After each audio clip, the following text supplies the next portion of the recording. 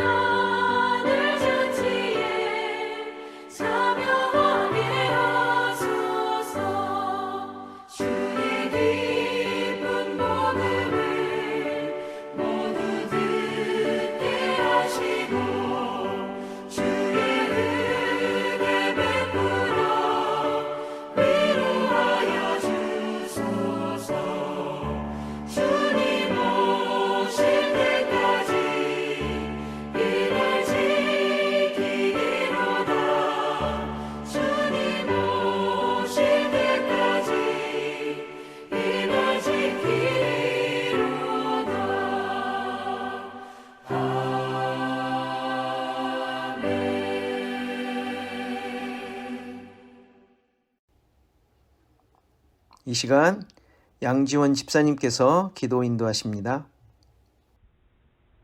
사랑의 아버지, 오늘 주일을 맞아 성도들이 각자의 처소에서 아버지께 예배합니다. 성령 하나님, 예배하는 모든 성도님들을 진실된 마음으로 이끌어주사 아버지께 드리는 이 예배가 아버지께서 기뻐 받으시는 귀한 예배가 되게 하여 주십시오. 문명의 발달로 말씀의 홍수 속에서 사는 우리에게 무엇이 참이고 무엇이 거짓인지 잘 분별할 수 있는 지혜를 주시어 세상 사람과 같은 길을 가지 않고 주님 은혜로 구원받고 세상과 구별된 자답게 오직 진리이신 하나님 말씀 앞에 나아가 진리를 구하고 우리에게 보여지고 겪게 되는 세상의 모든 괴로움과 고난의 상황을 바라보고 근심, 걱정, 불안해할 것이 아니라 오직 세상을 이기신 주님의 능력을 힘입어 우리도 세상을 이기는 삶을 살고 주님 안에서 평안함을 잃지 않게 하여 주십시오. 우리의 싸움은 혈과 육을 상대하는 것이 아니요 통치자와 권세들과 어둠의 세상 주관자와 하늘에 있는 악의 영들을 상대함이라 하셨습니다. 그러기 위해 우리 모두 진리의 말씀으로 옷 입기 원합니다. 이 시간 우리를 인도하시는 박종천 목사님께 진리의 영으로 축복하시고 지혜를 더하여 주사 저희 주 언약교회가 하나님의 선하신 뜻에 기쁘게 쓰임받기를 원합니다. 오늘 드리는 이 예배를 통하여 다시 한번 우리를 향한 주님의 사랑과 은혜를 확증하며 고백하는 한 주간이 되기를 소망하며 예수님 이름으로 기도드립니다. 아멘.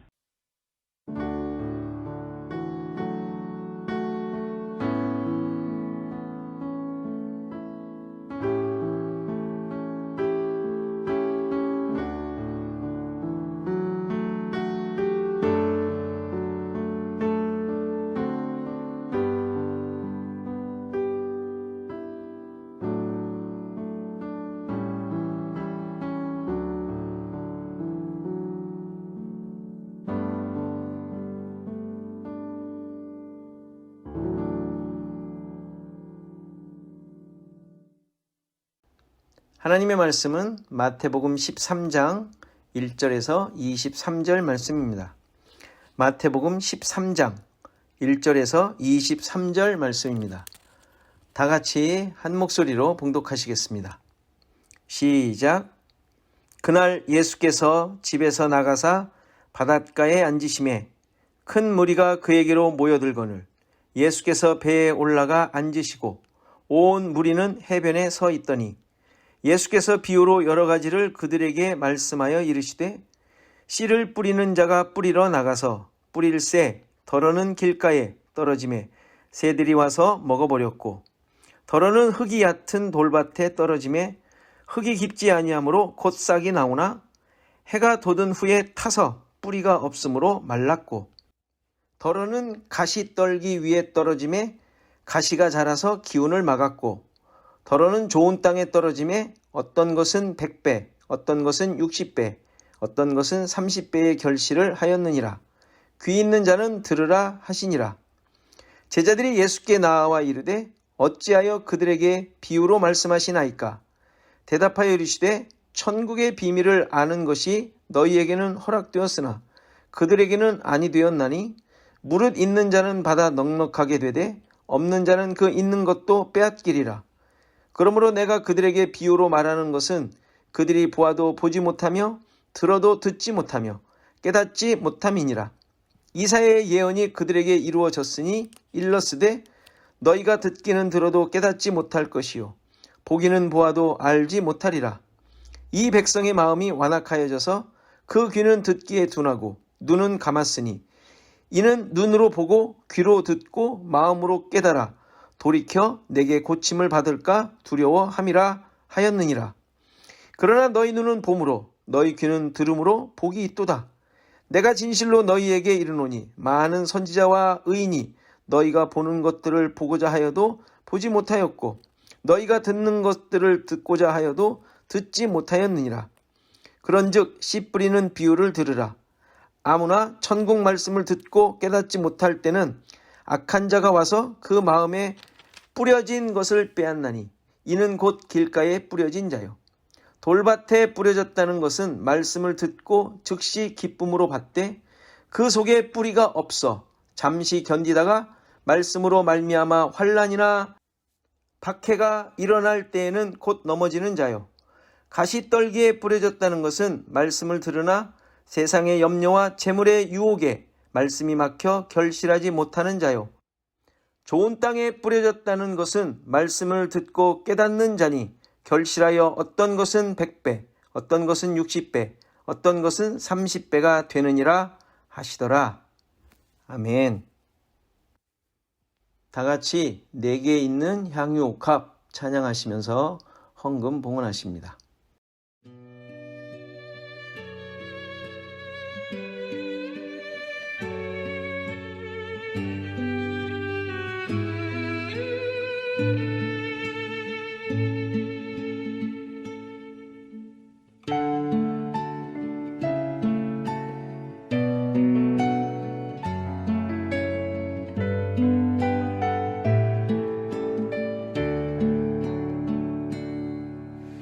내게 있는 양 유혹하 주께 가져와 그 발 위에 입 맞추고 깨뜨립니다.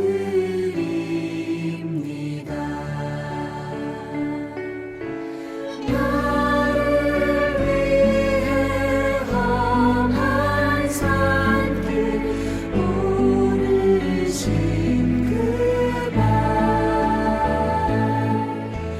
걸음마다 크신 사랑 새겨놓았네.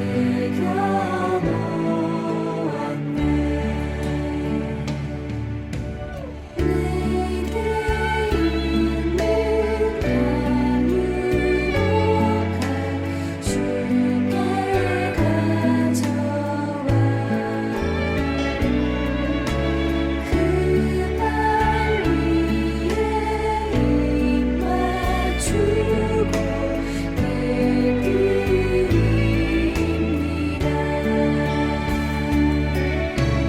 나를 위해 십자가에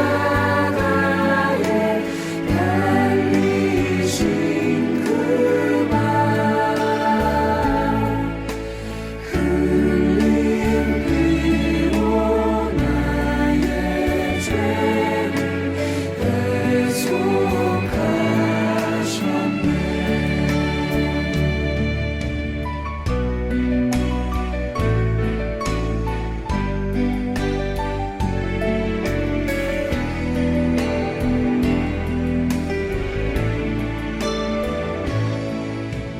내게 있는 양 유혹한 주께 가져와 그 발 위에 입 맞추고 깨뜨립니다.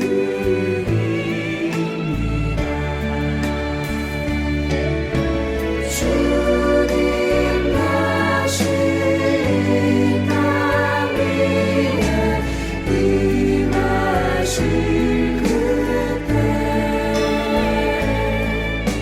주의 크신 사랑으로 날 받아주소서.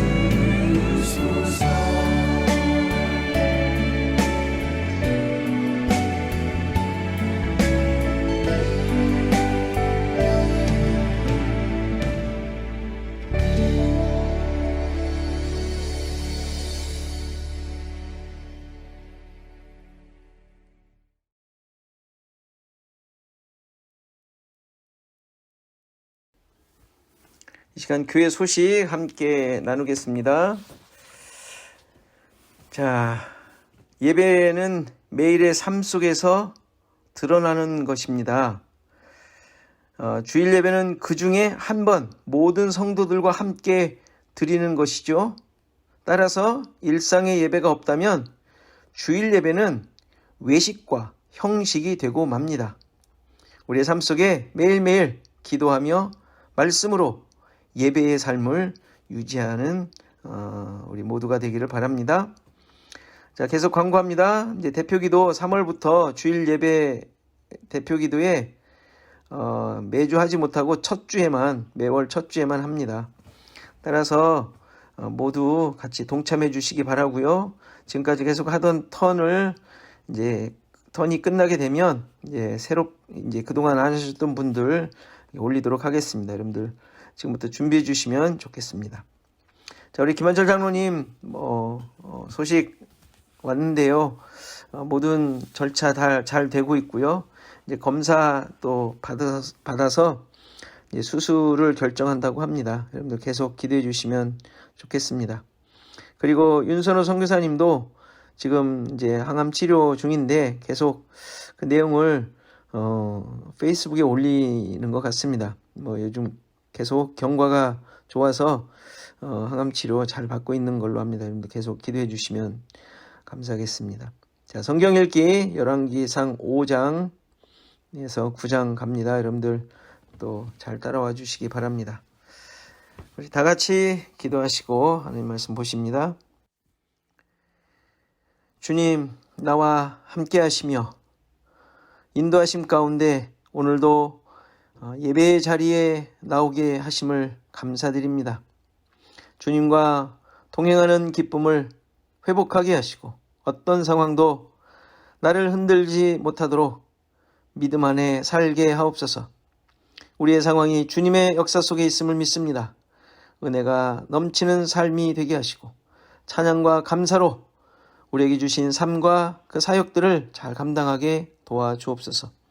애쓰고 힘쓰며 지키는 것들이 주님만을 위한 또 주님이 이끄시는 열매가 맺도록 함께 하시고 오직 주님의 영광만 드러나게 하옵소서.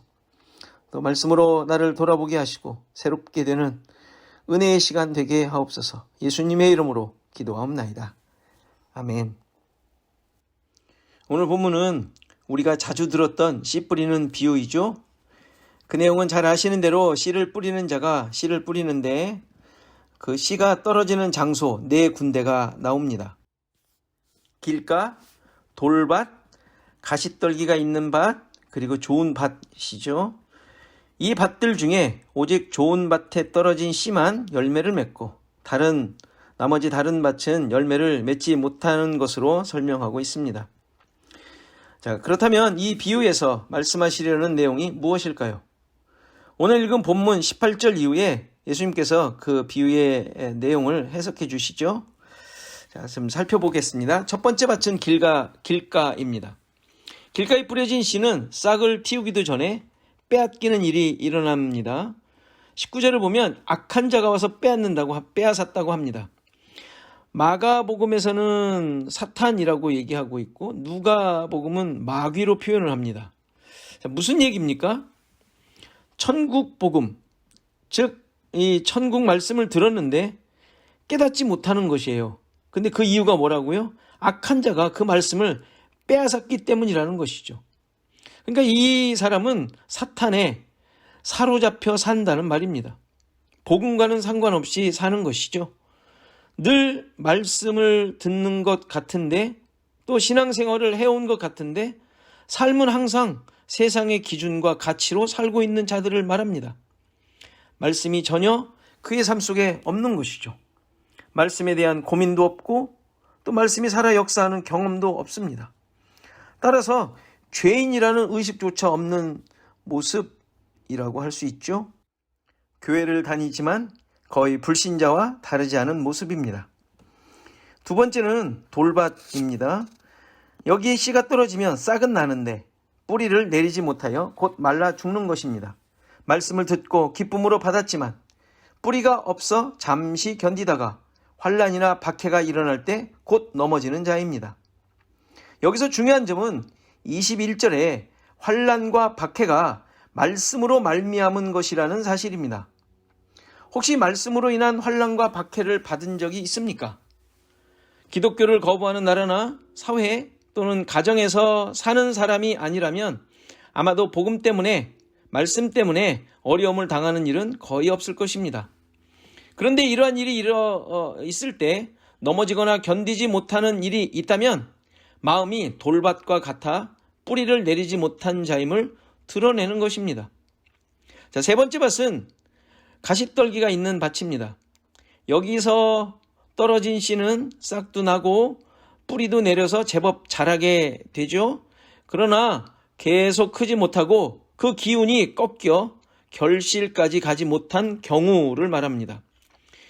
여기서 왜 기운이 꺾인 것입니까? 22절을 보면 세상의 염려와 재물의 유혹이라고 말합니다. 그것으로 말미암아 말씀이 막혔다는 것이죠.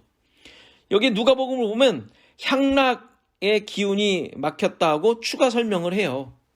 아마도 모든 신자들이 이러한 모습을 경험하지 않나 생각됩니다.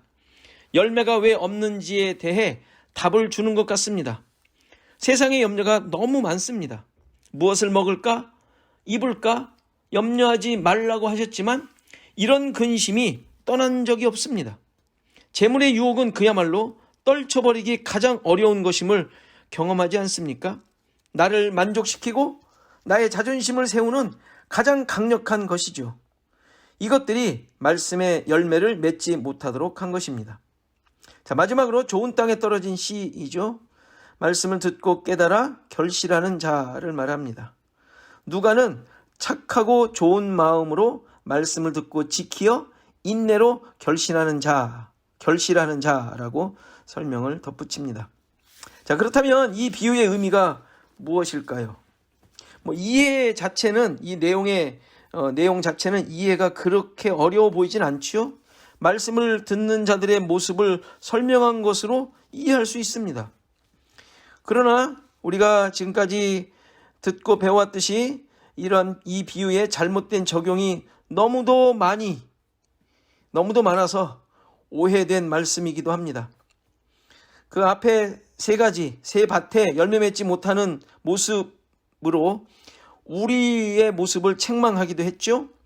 또 그러한 세상 일로 인해 열매를 맺지 못하는 자신에 대해 회개하도록 체근하기도 했습니다. 그리고 좋은 땅이 되어서 열매를 맺는 자가 되어야 한다는 교훈으로 마무리하는 그런 설교를 우리가 들어왔습니다. 그런데 정말 그러한 의미를 가진 비유일까요? 우리의 못남을 깨닫고 좋은 밭이 되어서 열매를 맺으라는, 당연히 그런 의미가 아닙니다. 한번 잘 생각해 보십시오. 어떤 땅이 자기 스스로 땅의 상태를 바꿀 수 있겠습니까? 누가 좋은 땅이 되고 싶지 않겠습니까? 게다가 길가는 자기가 되고 싶어서 길가가 되었을까요? 돌밭이나 가시떨기가 있는 곳은 돌을 가져다 놓고 가시떨기 나무를 심은 것입니까? 그렇지 않죠. 비유의 설명에서도 나오듯이 세상의 염려, 재물의 유혹, 환란, 박해, 이런 것들 내가 만들어내는 것들이 아닙니다. 그러한 것들은 일반적인 삶 속에서 늘 있는 것들입니다. 신자나 불신자의 삶 속에 늘 있는 상황들입니다. 신자라고 유혹에 절대 빠지지 않고 불신자만 그러한 삶을 살게 되는 것이 아니지 않습니까? 모든 자들에게 똑같이 일어나는 재난이고 고난들입니다. 그런데 그것을 나의 힘과 노력으로 제치고 견디고 이기고, 그래서 좋은 땅으로 만들어 하나님이 기뻐하시는 열매를 맺어내라고 하시는 말씀이 아닌 것이죠. 그리고 비유를 해설하신 예수님께서도 씨 뿌리는 자가 뿌렸고 그 씨가 네 종류의 장소에 떨어진 것으로 말씀하세요. 여기에 네 종류의 밭의 상태를 비교하며 책망하는 것이 아니라 뿌려진 씨가 밭에 따라 어떻게 되었는지만 말씀하고 있다는 사실이죠. 어떻게 되어라, 잘못된 거 고쳐라, 힘써라, 이런 도전을 주는 의도나 의미가 이 비유에 전혀 없음을 우리는 알 수 있습니다. 물론 좋은 밭에 떨어진 씨가 열매를 많이 맺는다는 비유의 기본적인 이해는 복음을 듣고 깨달아 구원을 얻는 자들에 대하여 말한 것이에요.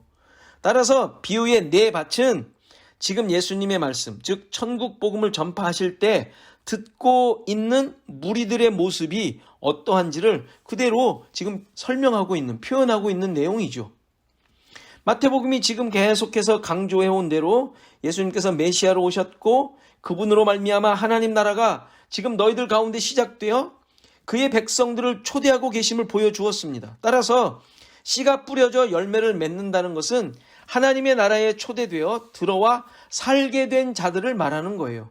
그가 무슨 엄청난 열매를 맺었기 때문에 하나님 보시기에 근사한 자가 되어서 하나님 나라에 들어와 사는 것이 아닌 것입니다. 따라서 이 씨 뿌리는 자의 비유는 예수 그리스도로 말미암아 시작된 하나님 나라와 그 나라에 사는 하나님의 백성들에 대한 비유인 것입니다. 즉 하나님 나라에 사는 자, 말씀의 통치를 받는 자와 그렇지 않은 자, 세상의 가치와 기준으로 사는 자, 세상이 가는 대로 이끌려가는 자의 모습을 보여주고 있는 거예요. 그런데 비유에서 앞에 세 가지 밭의 모습이 놀랍게도 모든 신자들에게서도 똑같이 보여지고 있다는 사실. 그렇지 않습니까? 네 번째 밭을 가진 뭐 100배, 60배, 30배 결실을 한 자들이 동시에 열매를 맺지 못한 앞에 세 가지 다른 밭의 모습을 가지고 있다는 사실, 이해가 됩니까? 뭐 아니라고 하실 분 없을 것입니다. 왜 이런 일이 일어나는 것일까요? 간단하게 우리 각자 자신을 한번 보고 판단해 보시기 바랍니다. 내가 좋은 밭에 씨가 떨어져 100배, 60배, 30배의 결실을 하고 있는 자로 생각되십니까? 앞서 지적한 대로 돌밭이나 가시떨기 밭이 나를 훨씬 더 정확하게 말해주고 있는 모습 아닙니까? 그렇죠? 맞습니다. 그게 오히려 나의 지금 하나님의 백성이라고 하는 나의 모습을 그대로 더 잘 보여주고 있는 것 같아요. 모든 신자들은 좋은 밭이라기보다는 길가, 돌밭, 가시떨기 밭의 모습이 맞는 것 같아요. 그런데 어떻게 감히 좋은 밭이라고 믿고 있는 것입니까? 그 이유는 오늘 본문 11절 말씀 때문이죠. 천국의 비밀을 아는 자가 되었기 때문에 그래요. 천국의 비밀이 무엇입니까? 예수님께서 지금 사역을 통하여 보여주시려는 것, 천국 복음, 하나님 나라, 예수님이 누구신가? 십자가를 지시고 죄인을 구원하시는 분, 그리고 그로 말미암아 내가 구원받았음을 믿는 것, 이러한 사실들을 아는 자들이 바로 비밀을 아는 자이며 좋은 받침을 말씀하시는 거예요. 지금 제자들이, 같이 듣고 있었던 제자들이, 지난주에 형제요, 자매요, 가족이라고 칭함받은 그 제자들이 열매를 많이 맺었나요? 그들의 믿음이 출중했습니까? 뒤에 나오지만 십자가 지실 때까지 높은 자리를 위해 욕심내며 싸우던 자들 아닙니까? 16장에 가면 베드로가 예수님에 대한 신앙 고백을 합니다. 그런데 그것도 자신의 믿음이 뛰어나서 고백한 것이 아니라 하늘에 계신 아버지께서 알게 하신 것이다 라고 말씀하시지 않습니까? 그리고 그 고백을 하자마자 사탄이라는 야단을 맞아요. 그러니까 잘남이 아닌 알게 하시고 깨닫게 하심으로 열매 맺은 것이라는 사실을 우리는 충분히 알 수가 있어요. 지금 이 비유의 의미도 예수님께서 친히 그들에게만 해석해 주시지 않습니까? 그들도 비유의 의미를 전혀 깨닫지 못했기 때문에요. 이렇게 복음은 스스로 인간의 능력으로 깨닫는 것이 아니라 주님께서 알도록 해 주셔야만 그 내용을 깨달을 수 있는 것입니다. 그러니까 천국 비밀을 아는 것이 허락된 자들에게만 알게 하시고 이해시키는 것임을 볼 수 있죠. 내가 알겠다고 이해하겠다고 해서 알고 깨닫는 것이 아닙니다. 오히려 자기 스스로 알려고 하는 자들에게는 감추신다고 합니다. 오늘 본문에 이사야서 내용이 인용된, 그래서 인용된 내용이 의미하는 바가 그거 아닙니까? 14절을 보면 너희가 듣기는 들어도 깨닫지 못할 것이요 보기는 보아도 알지 못하리라. 이 백성들의 마음이 완악하여져서 그 귀는 듣기에 둔하고 눈은 감았으니 이는 눈으로 보고 귀로 듣고 마음으로 깨달아 돌이켜 내게 고침을 받을까 두려워함이라고 말씀하십니다. 이 말씀은 이사야를 부르시고 사명을 주실 때 하신 말씀이에요. 이사야 선지자의 사명은 무엇입니까? 하나님의 말씀을 전하는 것이었는데 놀랍게도 듣는 자로 하여금 이해하지 못하게 깨닫지 못하게 하려는 목적으로 이사야가 보내집니다. 눈을 감기게 하고 귀를 막게 하신다는 말이 아니라 너희들이 얼마나 내 말을 듣지 않는 자들인지, 얼마나 자기 고집으로 하나님을 거부하는 자들인지를 드러나게 하시겠다라는 거예요. 깨닫게 하시겠다는 것이죠. 지금 예수님을 통해 그러한 자들이라는 사실이 드러나고 있지 않습니까? 예수님을 억지로 말도 안 되는 말로 막 중상모략하잖아요. 닫혀 있는 것이죠. 그렇게 닫힌 자들임을 지금 확인하지 않습니까? 이것이 바로 씨 뿌리는 비유가 보여주는 내용이에요. 따라서 씨 뿌리는 비유는 좋은 밭이 되라는 말씀이 아니라 모두가 다 뿌려진 씨, 즉 복음을 받아 열매를 맺을 수 있는 자들이 아님을 깨달으라는 말씀으로 주시는 거예요. 모두가 다 길가이며 돌밭이고 가시떨기가 가득한 받침을 발견하게 되는 것이죠. 이런 자들이 뿌려진 씨를 받아 열매를 맺는 것입니다. 어떻게 이런 자들이 될 수 있는 것인지는 그 인용된 이사야 말씀 그 다음을 보면 계속 나옵니다. 이사야 6장 10절을 보면 이렇게 계속 얘기합니다. 이 백성의 마음을 둔하게 하며 그들의 귀가 막히고 그들의 눈이 감기게 하라. 염려하건대 그들이 눈으로 보고 귀로 듣고 마음으로 깨닫고 다시 돌아와 고침을 받을까 하노라 하시기로. 이거 오늘 마태복음에 인용된 그 말씀이죠. 그 다음을 보세요. 11절부터 내가 이르되 주여 어느 때까지니까 하였더니 주께서 말씀하시되 성읍들은 황폐하여 주민이 없으며 가옥들에는 사람이 없고 이 토지는 황폐하게 되며 여호와께서 사람들을 멀리 옮기셔서 이 땅 가운데서 황폐한 곳이 많을 때까지니라. 그 중에 10분의 1이 아직 남아있을지라도 이것도 황폐하게 될 것이나 밤나무와 상수리 나무가 배임을 당하여도 그 그루터기는 남아있는 것 같이 거룩한 씨가 이 땅의 그루터기니라 하시더라. 그러니까 이사야의 사명이 뭐였어요? 말씀을 전하는데 깨닫지 못하도록 하신다고 하는데 말씀하시니까 이사야가 묻습니다. 11절에 주여 그러면 언제까지입니까? 라고 이제 묻자 뭐 성읍들이 황폐하고 주민이 없고 가옥이 없고 사람이 없고 뭐 이렇게 쭉 얘기하잖아요. 이게 이제 포로로 잡혀간다는 이야기예요. 그러니까 포로로 잡혀갈 때까지 그렇게 하시겠다라는 거예요. 그래서 다 황폐하게 이제 될 터인데 뭐 밤나무 상수리나무가 배임을 당하여도 그 그루터기가 남아있는 것처럼 모든 것이 다 황폐하게 되고 아무도 없게 된 그런 상태, 황폐해진 상태가 되었을 때 그 땅에, 이스라엘 땅에 거룩한 씨를 그루터기로 남기시겠다라고 얘기합니다. 그러니까 뭔가 하나님께서 일할 내용이 있음을 보여주시죠. 그러니까 사람들은 다 잡혀가고 땅은 다 황폐하게 되었는데 거룩한 씨를 그루터기처럼 남겨놓으시겠다라는 거예요. 이 예언은 이스라엘이 포로로 잡혀갔다가 회복될 것을 예언한 말씀이에요.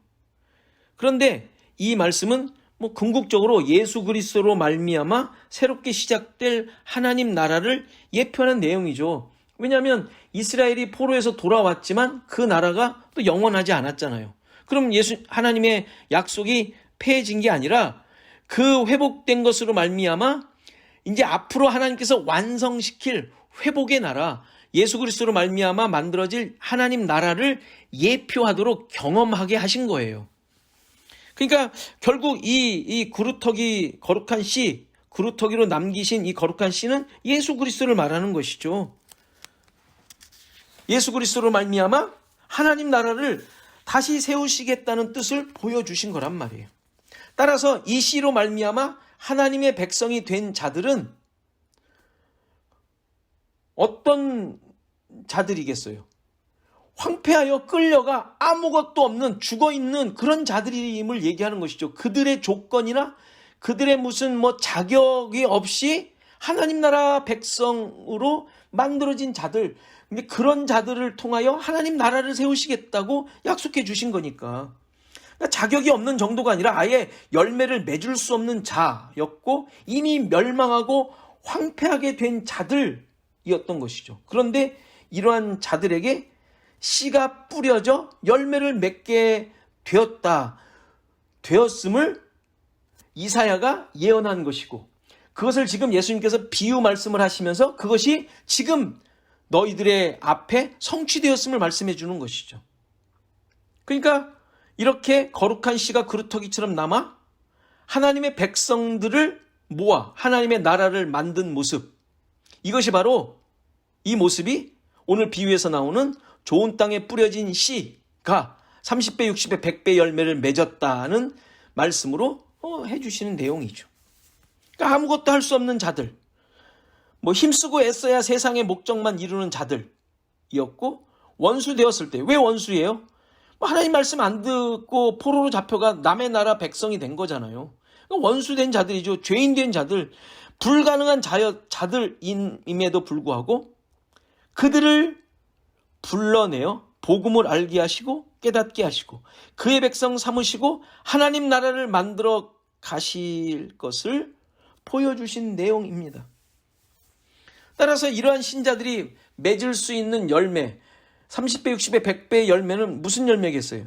나의 열매가 아니죠. 세상에 자랑스럽게 내놓을 수 있는, 세상에 드러나는 나의 목적이 성취된 그런 열매가 아니라 오직 예수 그리스도로 말미암아 맺어지게 되는 열매, 성령의 열매, 하나님 되심이 드러나는 열매, 예수님이 어떤 분이신가를 드러내는 열매, 이것이 맺혀지는 것이죠. 그러니까 우리 자신들의 삶을 돌아보시면 돼요. 우리의 삶에 무엇이 맺히고 있는지. 아직도 나의 욕심을 따라 세상의 열매를 추구하며 맺으려고 하고 있진 않은지, 그럴 만한 가치나 자격도 없던 자였다라는 것을 우리는 잊지 않으셔야 돼요. 하늘의 열매를 맺는 자로 살아났음을 고백하는 자들 아닙니까? 길가나 돌밭, 가시떨기 밭과 같은 상황은 지금 우리가 가지고 있는 상황들이 아닙니다. 그런 공격이나 상황들이 펼쳐지고 있지만 그 안에서 싹을 키우지도 못하고 열매를 맺지도 못하고 기가 죽어서 열매 맺지 못하는 이런 자들이 아니라, 이런 상황들로 인하여 좌우되는 자들이 아니라, 비록 어려움과 힘듦이 있지만 내 안에 있는 거룩한 씨 예수 그리스도로 말미암아 하나님이 기뻐하시는 열매를 맺도록 지어가는 자들이라는 사실, 이건 잊지 않으셔야 돼요. 우리의 삶이 이제는 세상과 관계없는, 세상으로부터 영향을 받지 않는 자들로, 그러한 씨로 심기워져 지금 자라고 있는 나무임을 잊지 않으셔야 되는 것이죠. 그러니까 요한복음 15장에 나오는 포도나무와 가지의, 농부와 포도나무와 가지의 그 내용을 우리는 잊지 않으셔야 돼요. 우리는 가지입니다. 가지. 그것도 접붙여진 가지. 그래서 그 나무의 진액을 빨아 열매를 내는 자들이지 맺도록 우리가 힘써 애쓰는 자들이 아님을 기억하셔야 돼요. 이 씨, 이 진액이 우리 가운데 있어서 그것이 결과로 나타날 수밖에 없는 자들로 우리를 지금 주님께서 이끌어가고 계시다. 이 사실 어떤 순간에도 놓치지 않으셔야 합니다. 이렇게 주님의 뜻대로 우리의 모든 삶이, 모든 모습이, 모든 삶의 영역이 지어져 가는 자들로, 주님께 맡겨진, 주님만을 의지하는, 그렇게 살아가는 저 여러분이 되기를 간절히 바랍니다. 이 시간 우리 말씀 생각하시면서 잠깐 기도하는 시간 같습니다.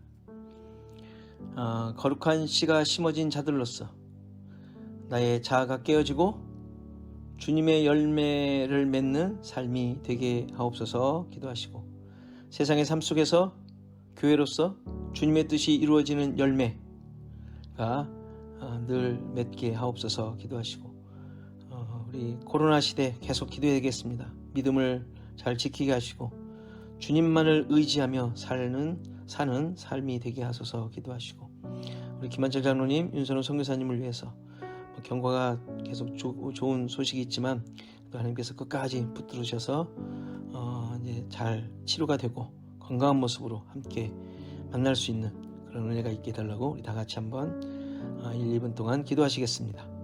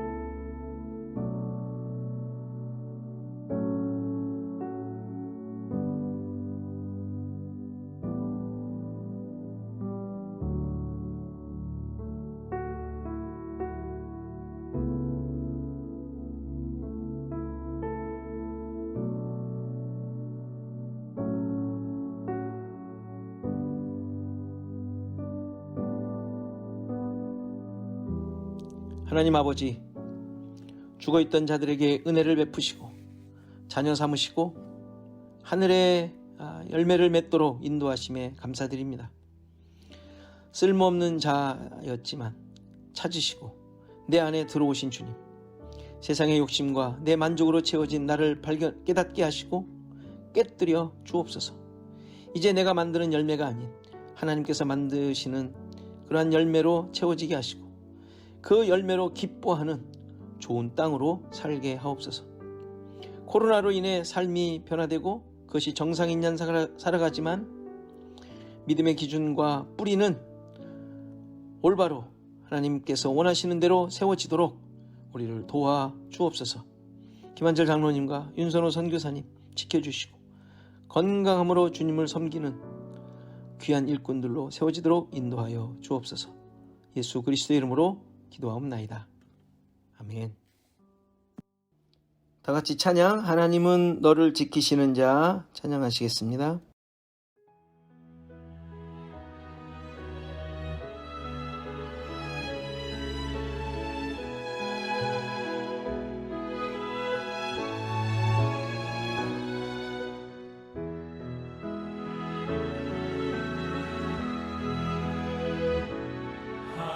하나님은 너를 지키시는 자 너의 우편에 그늘 되시니 낮에 해와 밤의 달도 너를 해치 못하리. 하나님은 너를 지키시는 자 너의 환난을 면케하시니 그가 너를 지키시리라. 너의 출입을 지키시리라. 눈이 들어 산을 보아라. 너의 도움 어디서 오나. 선지시신 너를 만드신 여호와께로다.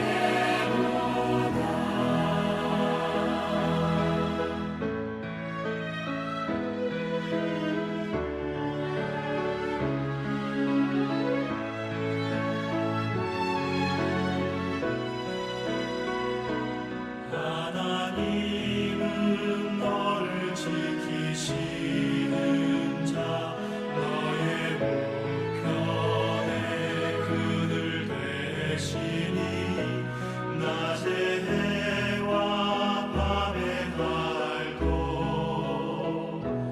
너를 해치 못하리.